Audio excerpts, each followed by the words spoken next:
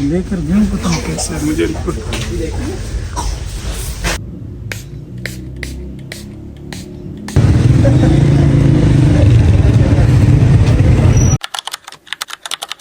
अस्सलामुअलैकुम वरहमतुल्लाहि वबरकातुहू। कैसी है मेरी यूट्यूब फैमिली? आई होप आप सब ठीक ठाक होंगे। अल्लाह पाक आपको हमेशा ठीक रखे, खुशआबाद रखे, ठंडी मीठी खुशियाँ आपका मुकद्दर करे। अल्हम्दुलिल्लाह हम भी बिल्कुल ठीक हैं। And welcome back to another day and another vlog. वाकई में बारिश के बाद की जो सुबह होती है ना, वो सही रोशन होती हैं। धूप इतनी चमकदार और हर चीज़ को सही रोशन और फ्रेश करने वाली होती है। तो ये बात मुझे तब की याद है जब ग़ालिबन 9th क्लास में द रेन पोएम पढ़ी थी ना। तो उस टाइम तो सिर्फ पढ़ ली थी, लेकिन वही बात है जब इंसान अपनी ज़िंदगी में तजुर्बात से गुज़रता है ना, फिर उससे उन चीज़ों के मफ़हूम सही समझ आते हैं। तो वो वाकई में बारिश के बाद ना हर चीज़ निखरी निखरी साफ़ सुथरी और सही रोशन होती है। तो हम लोगों ने नाश्ता किया, तो नाश्ते के बाद ना कुछ चीज़ें इधर से मरकज़ से अपने लाने वाली थी। तो हम लोग चले गए थे इधर मरकज़ से चीज़ें लाने के लिए, क्योंकि फिर इतनान बिज़ी हो जाते हैं तो फिर टाइम थोड़ा मैनेज करना ना मुश्किल हो जाता है। तो हम नाश्ते के बाद फ़ौरन बाहर आ गए। हमने कहा चलो जाते लगे हाथों ना डी वाटसन से वो चीज़ें ले लेते हैं। बेसिकली एक सन ब्लॉक जो था वो ख़त्म हुआ हुआ था। सन ब्लॉक तो बहुत ही ज़रूरी होता है। बाकी मैं इतना मेकअप डेली नहीं करती, लेकिन सन ब्लॉक तो मेरा भी मस्ट है और अदनान का भी मस्ट है। और मैंने जब से इस पे स्विच किया है ना, ये जो होता है BNB का सन ब्लॉक, ये मुझे बहुत अच्छा लगता है और मेरी स्किन को सूट भी करता है। क्योंकि बाकी जो मैंने सन ब्लॉक यूज़ किए हैं अच्छे होते हैं वो भी, लेकिन जो मेरी स्किन को नहीं सूट किया वो रिवाज का सन ब्लॉक नहीं सूट किया। और बाकी भी कुछ होते हैं सन ब्लॉक जो बहुत ही ना, उनकी वाइट सी कंसिस्टेंसी होती है, वो चेहरे पे ना जम जाते हैं। मतलब उनके अंदर कोई शायद मॉइस्चराइज़र कम होता है क्या। खैर मेडिकेटेड भी मैंने यूज़ किए थे क्योंकि मेरी स्किन बहुत ज़्यादा सेंसिटिव है, लेकिन मेडिकेटेड भी ना मेरी स्किन को ज़्यादा सूट नहीं किए। लेकिन BNB मैं कहती हूँ हाईली रिकमेंडेड है, बहुत अच्छा ये सन ब्लॉक है। साथ में जो कुछ चीज़ें आप देख रहे हैं, हेयर ऑयल है और एक दाढ़ी मूछ ऑयल है, जो कि मेरे नहीं है, वो अदनान के यूज़ के हैं। वो अपनी दाढ़ी और मूछ का बड़ा ख्याल रखते हैं, रात को भी ऑयलिंग कर रहे होते हैं, सुबह भी ऑयलिंग करते हैं। तो वो चीज़ें उनकी थी। मेरे काम की जो चीज़ थी ना वो सिर्फ सन ब्लॉक था। लेकिन मैं वैसे ही थोड़ी सी बाहर इसलिए निकल आई थी कि बंदा थोड़ा सा ना मेंटली फ़्रेश हो जाता है। अदनान ने मुझे कहा कि आइसक्रीम खिलाता हूँ तुम्हें ना। खैर अभी हम नाश्ता करके आए थे, इतना मूड नहीं था, तो इसलिए हमने कहा चलो थोड़ी सी जो है ना वो टेस्ट कर लेते हैं, क्योंकि तहज़ीब की जो आइसक्रीम है ना वो बहुत मज़े की होती है। और मेरा फेवरेट फ्लेवर जो है ना वो है चॉकलेट। चाहे केक हो चाहे और कोई चीज़ हो, मुझे उसमें फ्लेवर चॉकलेट का ही अच्छा लगता है। लेकिन मैंने मोस्टली लोगों को देखा उनको चॉकलेट फ्लेवर्स अच्छे नहीं लगते।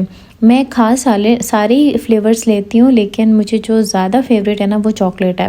तो इदनान ने अपने लिए पिस्ता फ्लेवर लिया था और मैंने अपने लिए ना चॉकलेट लिया था। तो बस अभी गाड़ी भी चल रही थी और साथ साथ जो है ना आइसक्रीम भी खा रहे थे और फिर हम जा रहे थे घर। अच्छा ये शुक्र है कि मरकज़ पास है, तो हमें ज़्यादा देर नहीं लगती। फ़ौरन जो चीज़ हमें चाहिए होती है फ़ौरन मरकज़ से जाके ना हम लोग ले आते हैं। और आज फिर जुम्मा भी था, और जुम्मा के दिन ना मुझे थोड़ा टेंशन फ़ील हो रही होती है, क्योंकि इस दिन बहुत सारे ना काम होते हैं।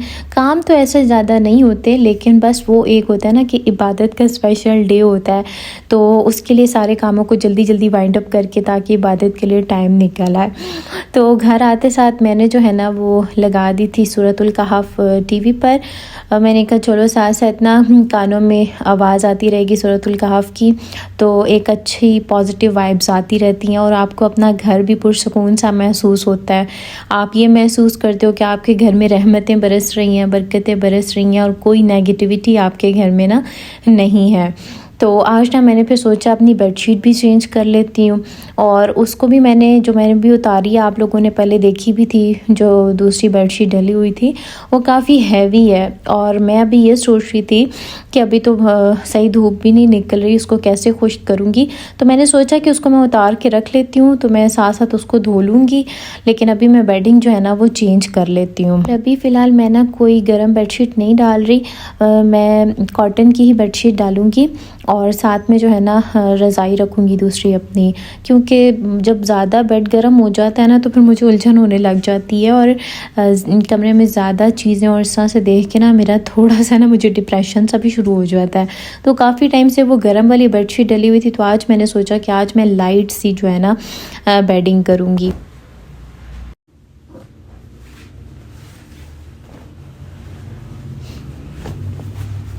आज मैं जिस टॉपिक पर आप लोगों से बात करने वाली हूँ ना, वो एक बहुत ही इम्पॉर्टेंट टॉपिक है और मैंने काफ़ी लोगों को देखा है कि वो इस चीज़ को गालिबन उनको मालूम नहीं होता या क्या है कि वो इस चीज़ का ख़याल नहीं रखते। तो मैंने सोचा कि मैं ये चीज़ ना आप लोगों के साथ शेयर भी करूँगी कि हमारी ज़ुबान से निकले हुए हर एक लफ्ज़ का जो है ना वो अमल दखल होता है हमारी ज़िंदगियों में। यानी हम जो कुछ बोल रहे होते हैं ना उसका हमारी ज़िंदगियों पर पूरा पूरा असर होता है।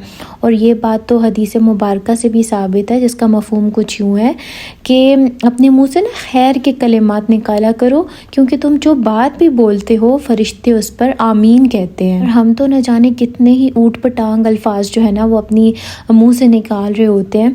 और स्पेशली मैं एक तहरीर भी मैंने एक पढ़ी थी जिसमें ये मैंने पढ़ा था कि एक बेटी के नसीब का इख्तियार जो होता है ना वो माँ के हाथ में होता है। अल्लाह पाक ने एक बेटी के नसीब के दरवाज़ों की चाबी एक माँ की ज़ुबान, उसकी नीयत और उसकी दुआ में रखी है। अब ये कैसे है? वो इस तरह है कि हम रोज़ाना अपनी बेटी को काम सिखाने, उसे ज़िंदगी के लिए तैयार करने के नाम पर ना कुछ जुमले बोलते हैं जो कि हमारी नज़रों में शायद मामूली हों, लेकिन अल्लाह के यहाँ वो मामूली नहीं होते। आप इत्तेफाक करेंगे कि अक्सर एक जुमला कहा जाता है कि माँ के घर में जितनी ऐश करनी है ना कर लो, आगे जाओगी ना तो पता चलेगा, हाँ तुम्हें तो सास ही सीधा करेगी। और भी ऐसी न जाने कितनी बातें हम बेटियों के ज़हनों में डाल देते हैं, जो कि डर भी होता है, बदगुमानी भी होती है और एक मनफी सोच भी होती है। हमें लगता है कि हम उसे हकीकत सिखा रहे हैं, लेकिन हकीकत तो ये है कि हम अपने अल्फाज से उसके मुकद्दर पर धब्बा लगा रहे होते हैं। अल्लाह रब्बुल इज़्ज़त तो अपने बंदों से कहते हैं कि मैं अपने बंदों के गुमान के मुताबिक होता हूँ, जैसा वो मुझसे गुमान रखता है मैं उससे वैसे ही पेश आता हूँ। और फिर वो फरिश्तों की आमीन वाला सीन, तो आप सोचें कि अगर हम मुँह से ऐसे कोई अल्फाज निकाल देते हैं और अल्लाह ना करे वो कबूलियत का वक्त हो तो फिर वो क्या ही मामला होगा। एक आंटी जो कि कुरान की टीचर थी, उनकी ज़िंदगी पर रश्क आता है कि वो कहती हैं कि मेरी बेटियों को मेरे हुस्न ज़न की वजह से अल्लाह पाक ने ऐसे घर, ऐसे ससुराल और ऐसे मुझे दामाद अता किए हैं कि मैं ख़ुद हैरान हूँ कि ये सब कैसे हो गया। माँ अपनी बेटी को ये सिखाए कि मेरी बेटी जहाँ जाएगी खुश रहेगी, सास माँ जैसी मिलेगी, शोहर तुम्हारा साया बनेगा, तुम्हें प्रोटेक्ट करने वाला बनेगा, तो सोचें कि अल्लाह रब्बुल इज़्ज़त इन अल्फाज को सुन कर ही, अच्छे गुमान को सुन कर ही उसकी बेटी के नसीब अच्छे कर देगा। और दूसरी एक बहुत बड़ी बात कि किसी भी काम की शुरुआत मनफी सोच से आपने कभी भी नहीं करनी। जब कोई घर से निकल रहा हो तो ये ना कहें इस टाइम निकल रहा है, पता नहीं खैर से पहुँचेगा कि नहीं, इसको आगे जाकर इसका काम होगा कि नहीं, पता नहीं किस टाइम पर पहुँचेगा, खैरियत से होगा या नहीं होगा। ऐसे जुमले ना इंसान के कदमों की रुकावट बन जाते हैं। इसकी जगह आप ऐसे कह सकते हैं कि अल्लाह तुम्हारे कदम आसान करे, अल्लाह तुम्हें अच्छे लोगों से मिलाए, अल्लाह तुम्हारे काम में बरकत दे, अल्लाह तुम्हें खैरियत से वापस लेकर आए। यही वो चीज़ें हैं जो दिखने में छोटी लगती हैं, लेकिन हकीकत में ये आपके घर में खुशियाँ, बरकतें, रिस्क लाती हैं और आपके नसीब भी संवारती हैं। याद रखें कि ज़िंदगी और मौत बेशक अल्लाह ताला के हाथ में है, लेकिन फ़िक्र, नीयत, बात, दुआ, गुमान, इन सब के इख्तियारात ना अल्लाह पाक ने हमारे हाथ में दे रखे हैं। अपने घरों में मुस्बत अल्फाज के इस्तेमाल को आम करें, क्योंकि ज़ुबान से निकला हुआ हर लफ्ज़ या तो आपके घर पर रहमत बनकर आता है या फिर बदगुमानी बनकर आपके अपने घर पर वबाल बनकर गिरता है। अल्लाह पाक हम सब की ज़ुबानों को खैर में लगा दे, हम सब बेटियों के नसीब बहुत अच्छे करे और हम सब को अपने घरों में मुस्बत रवैये आम करने की तौफीक दे। आमीन सुम्मा आमीन।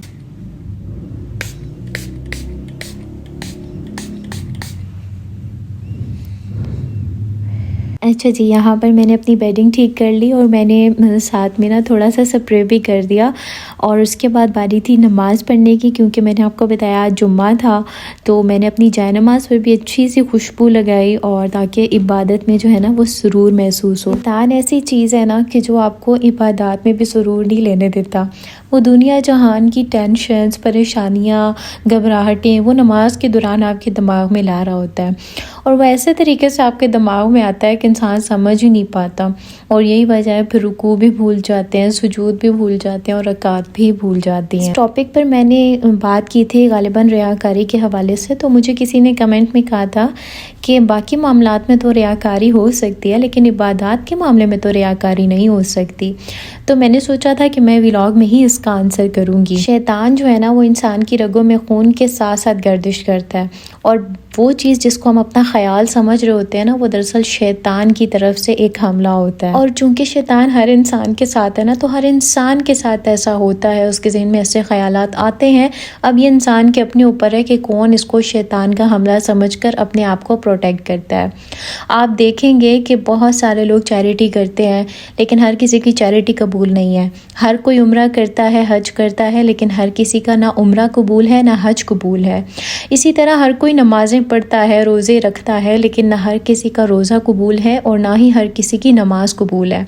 ऐसा क्यों है, कभी सोचें आप। बाज़ दफ़ा जब हम नमाज़ें पढ़ते हैं, रोज़े रखते हैं, तो हम उन लोगों को हकीर समझना शुरू कर देते हैं जो नमाज नहीं पढ़ते या रोज़े नहीं रखते। ठीक है, हम अब शैतान हमारे अंदर एक बड़ाई का जज्बा पैदा कर देता है और हम जस्ट ये समझ होते हैं कि हाँ हम तो नमाज़ पढ़ते हैं, हम तो रोज़े रखते हैं, लेकिन दरअसल एक गरूर सा हमारे अंदर पैदा होने लग जाता है जो दरअसल दिखावा होता है, रियाकारी होती है, तकब्बुर होता है। चैरिटी की अगर बात करें ना तो बहुत सारे लोग, मैं सबकी बात नहीं कर रही, लेकिन बहुत सारे लोग इस नीयत के साथ देते हैं कि लोग हमें अच्छा समझें, लोगों में हमारा एक मुकाम हो, लोग हमें बेहतरीन समझें, लोग हमें इमदाद करने वाला समझें, यानी अपनी बड़ाई बयान करने के लिए, अपने आप को लोगों में एक बड़ा इंसान कंसिडर करवाने के लिए वो ऐसी हरकत कर रहे होते हैं। और जो लोग नात अच्छी पढ़ सकते हैं, किरत अच्छी कर सकते हैं, या जिनके पास कुछ इल्म ज़्यादा है, वो लोगों में ज़्यादा से ज़्यादा ऐसी बातें बयान करते हैं कि लोग उन्हें समझें कि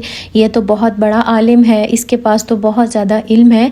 अल-मुख्तसर ये कि ये एक ऐसा टॉपिक है कि जिस पर जितना बोलूँ ना वो अल्फाज ही कम हो जाएंगे।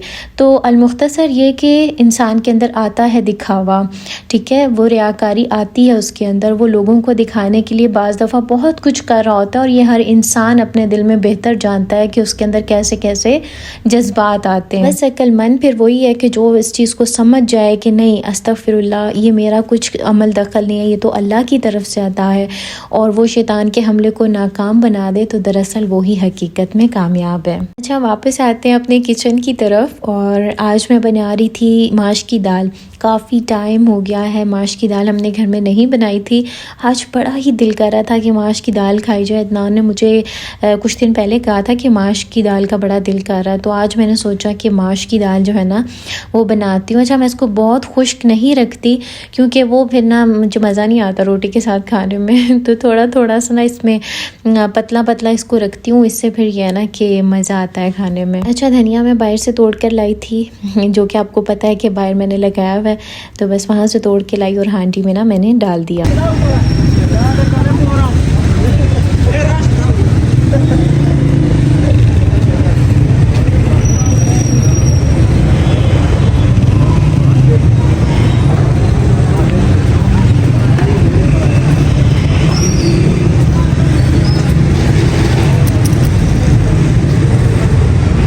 शाम में ना अब्बू आए थे, तो अब्बू ने मुझे 1-2 दिन पहले ही कह दिया था कि मैं 1-2 दिन तक आऊँगा, तो फिर ना ग्रॉसरी करनी है। मैंने कहा ठीक है, तो अब्बू ने मुझे आज कॉल की दोपहर में, कहते हैं कि मैं आ जाऊँगा तो फिर मेरे साथ ही चली जाना। मुझे चीज़ों की नहीं समझ आती तो मैं फिर पूछता रहता हूँ वहाँ पे किसी से, तो आज आप मेरे साथ चली जाना तो हम ना फिर ले आएंगे। और बेसिकली आज इतना ज़्यादा कोई सामान था भी नहीं, बहुत कम ही चीज़ें थी लिमिटेड सी जो लेकर आनी थी, तो फिर मैं भी ना जल्दी से रेडी होगी और मैं अब्बू के साथ आ गई। अच्छा, वॉकिंग डिस्टेंस पे ही है ये MCC, तो हमें ना दूर नहीं पड़ता, तो हम ना पैदल भी जाकर ले आते हैं। तो दूध का कॉटन लेना था। अबू एक अपने लिए लेते हैं, यानी अपने घर के लिए, और एक हमारा होता है दूध का कॉटन ना। अबू मुझसे पूछ रहे थे कि कौन सा वाला लेना है। एक अबू ने अपने लिए उठाया और एक हमारे लिए उठाया। इसके बाद चूँकि अभी कस्टर्ड का और खीर का एक पैकेट घर में पड़ा था, तो मैंने सोचा कि मैं एक शीर खोरमा जो है ना वो ले लेती हूँ। इसका ना बड़े मज़े का टेस्ट आता है। अच्छा, उसके बाद फिर दालें ऑलमोस्ट पड़ी हुई थी, सिर्फ मेरे पास लाल लोबिया नहीं था बट थोड़ा सा था, तो मैंने कहा चलो एक पैकेट इसका उठा लेते हैं। और दूसरी चीज़ जो थी ना वो वाइट चने। अच्छा, पहले मैं ये पतले पतले छोटे छोटे वाले उठाने लगी थी, फिर मुझे याद आया कि इनका इतना टेस्ट मज़े का नहीं होता, तो फिर ये थोड़े से बड़े जो होते हैं ना वो मैंने लिए। अच्छा, टिश्यू लिया था, एक मुझे किचन के लिए चाहिए होता है, वो मैंने थोड़ा सा ना रफ़ वाला लिया, और एक जो है ना वो फिर मुझे डाइनिंग टेबल या फिर सिटिंग रूम में रखना होता है, तो वो मैंने फिर दूसरा लिया। सोप भी घर में पड़े हुए थे, एक कद पड़ा हुआ था, तो मैंने कहा एक और ले लेती हूँ। और तेज़ाब की तो मुझे बहुत ज़रूरत पड़ती है वॉशरूम्स के लिए, क्योंकि इसके बगैर मेरा गुजारा ही नहीं होता। मैं कहती हूँ तेज़ाब से वॉशरूम्स ना बहुत अच्छे क्लीन होते हैं। बाकी हारपिक शारपिक लोग यूज़ करते हैं, बट मेरा उनके साथ कोई अच्छा एक्सपीरियंस, मतलब मेरा दिल मुतमईन नहीं होता। और फिर जो है सर्फ मैंने रिन पे स्विच किया है। पहले सिर्फ एक्सेल यूज़ करते थे, बट अब मैंने ना रिन यूज़ करना स्टार्ट कर दी है, और इसकी खुशबू बहुत अच्छी होती है, कपड़ों में से बहुत अच्छी फ्रेगरेंस आती है। बस यही कुछ लिमिटेड सा सामान था, ग्रॉसरी थी, तो बस बाहर निकले हम लोग, तो हमने कहा चलो अब इतना है ही नहीं सामान, तो चलो ऐसे पैदल ही चले जाते हैं। तो हम पैदल ही घर आ गए वापस। और अबू ने आज जाना था अपने एक फ़्रेंड की तरफ, तो बस अबू को मैंने खाना शाना बना के दिया, तो फिर अबू थोड़ी देर बैठ के चले गए। रात में ये लेट नाइट का क्लिप है रात को लेट नाइट ना खाना शाना हम खा चुके थे, लेकिन आपको जैसे कि मैंने बताया कि अर्तुगरुल गाज़ी देखते हैं हम लोग, तो वो देखते हुए ना फिर मुझे भूख लग गई, अदनान को भी भूख लग गई, तो हमने कहा चलो एक मिनी पिज़्ज़ा मंगवा लेते हैं, तो थोड़ा सा ना इन्जॉयमेंट हो जाएगी। तो बस फिर हमने ऑर्डर किया, एक ये क्राउन क्रस्ट जो है वो हमने मंगवाया। बहुत मज़े का टेस्ट होता है इसका। और अभी हमारा अर्तुगरुल गाज़ी का चल रहा है सीज़न 3। हम सीज़न 3 पे अब पहुँच गए हैं उसके मिड में ना। और मुझे इस ड्रामे की सबसे अच्छी बात जो मैंने अपने लिए ली है ना, वो उसके अच्छे कलिमात हैं। वो हर बात पे एक दूसरे को कहते हैं अल्लाह आपसे राज़ी हो, अल्लाह आपको बरकत दे। इस तरह के अल्फाज में जितने अच्छे लगते हैं ना, और वो मोमिन की तो ये शान है कि उसे जहाँ से इल्म मिलता है ना वो उसे उठा लेता है अपनी मीरास समझ कर। तो जहाँ से भी आपको कोई अच्छी बात सीखने को मिले ना, तो आप उसे लाजमी अपनी ज़िंदगियों में अप्लाई किया करें। जब ऐसे छोटे छोटे कलिमात आप अपने घर में बोलना शुरू करते हैं ना, तो फिर आपके बच्चे, आपकी फैमिली वाले भी जो है ना उसको पिक करते हैं, और एक पॉजिटिव माहौल आपके घर का बन जाता है। अच्छा, ये साथ थोड़ी बहुत चीज़ें थी जो कि जार्स में फ़िल करनी थी। ये वो तिलों वाली जो कुछ पट्टियाँ शटियाँ सी होती हैं या नट्स वगैरह, तो ये थी, इनको भी बस जार शार में डाल के ना रीफ़िल कर दिया। और अगर आपको व्लॉग में कोई भी अच्छी बात लगती है जो आप अपनी ज़िंदगी में अप्लाई करना चाह रहे होते हैं, तो मुझे लाजमी बताया करें। आपके जो कमेंट्स हैं पढ़ के मुझे अच्छा लगता है। तो आई होप आपने आज के व्लॉग को भी पसंद किया होगा, तो लाइक लाजमी कीजिएगा। अपना बहुत सारा ख्याल रखिएगा। अल्लाह हाफ़िज़।